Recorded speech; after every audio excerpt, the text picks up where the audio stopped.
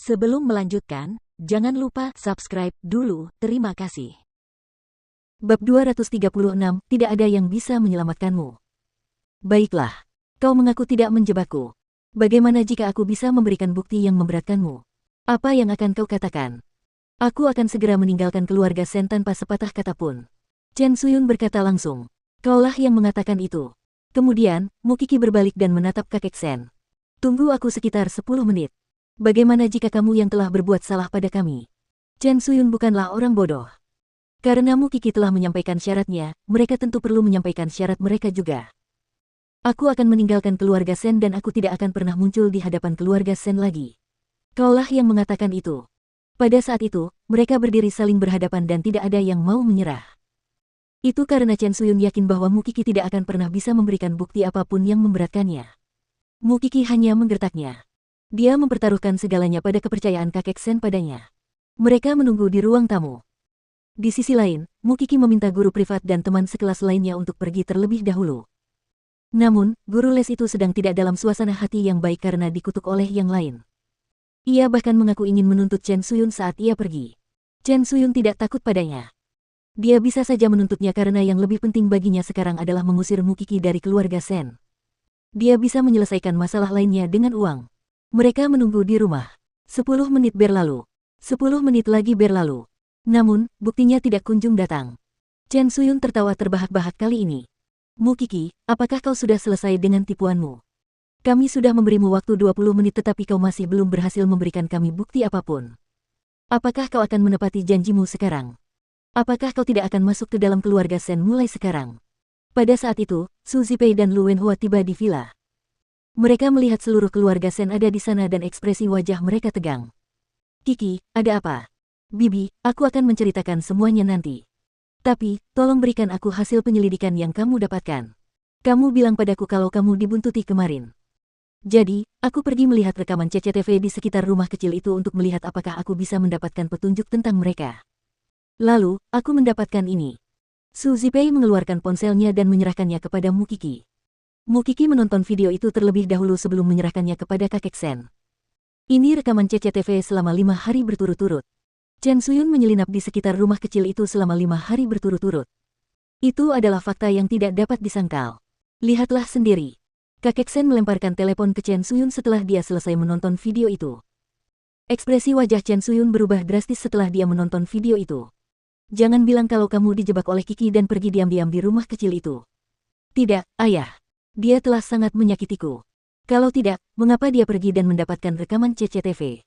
Chen Suyun berusaha sekuat tenaga untuk menyangkal fakta itu. Saya bahkan tidak mengenal Anda.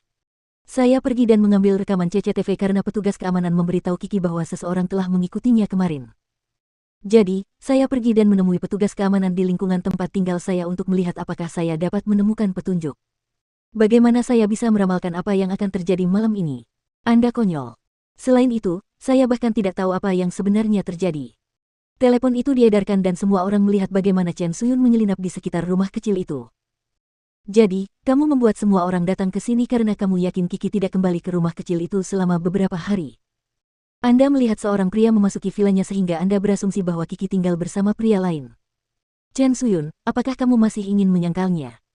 Jangan bilang kalau Kiki memintamu untuk menyelinap ke dalam rumah besar itu agar dia bisa mendapatkan rekaman CCTV tentang perilakumu dan menggunakannya untuk melawanmu. Chen Suyun tidak pernah menyangka bahwa Su Zipei akan datang dengan rekaman CCTV. Dia pikir dia akan menang kali ini. Chen Suyun tidak dapat menyangkalnya sekarang dengan rekaman CCTV. Itu karena dialah yang ada di video itu. Tidak ada orang lain. Kau masih ingin menyangkalnya. Kakek Sen berteriak marah. Kau dan putrimu jahat dan licik. Kalian penjahat. Bagaimana bisa kalian membuat pertunjukan di sini sepanjang malam? Chen Suyun menelan ludah dengan cemas. Pada saat itu, dia tidak punya cara untuk membela diri lagi. Bicaralah sekarang. Bukankah kamu begitu sombong tadi? Kenapa kamu tetap diam saja? Sen Ruei tidak dapat menahan diri lagi setelah melihat betapa garangnya kakek Sen.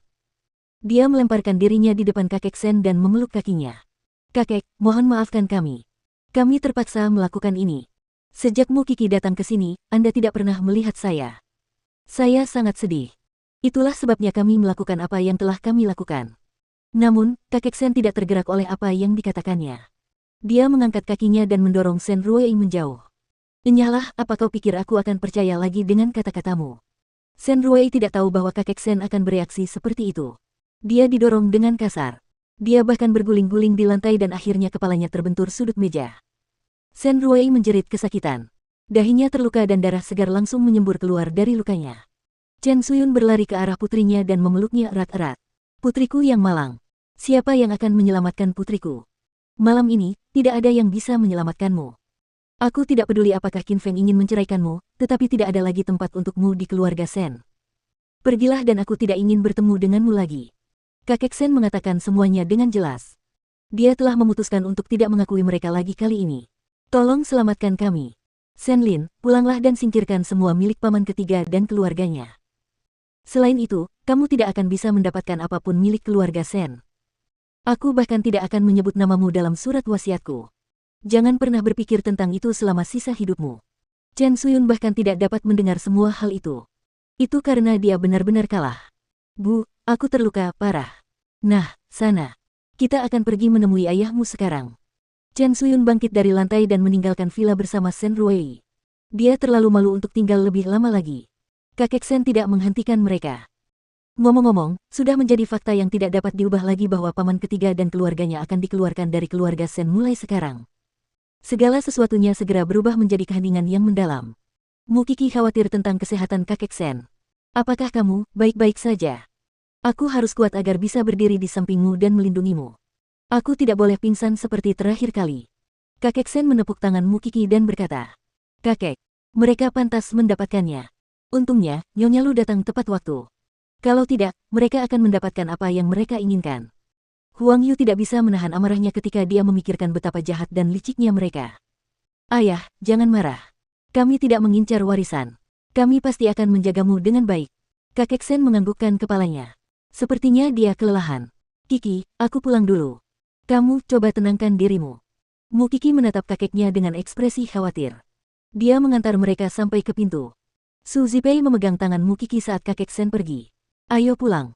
Bibi, apakah ini berarti aku berbohong kepada kakekku? Mereka berkomplot melawanmu dan mereka pantas menerima apa yang mereka dapatkan sekarang. Kamu tidak perlu khawatir. Lagi pula, kamu harus menanggung akibatnya saat kakekmu tahu tentang kebenaran di masa depan karena itu adalah pilihanmu." Mu Qi menganggukkan kepalanya setelah mendengarkan bibinya. "Aku mengerti. Sangat disayangkan saya tidak bisa menyaksikan adegan saat barang bawaan mereka dibuang oleh keluarga Shen.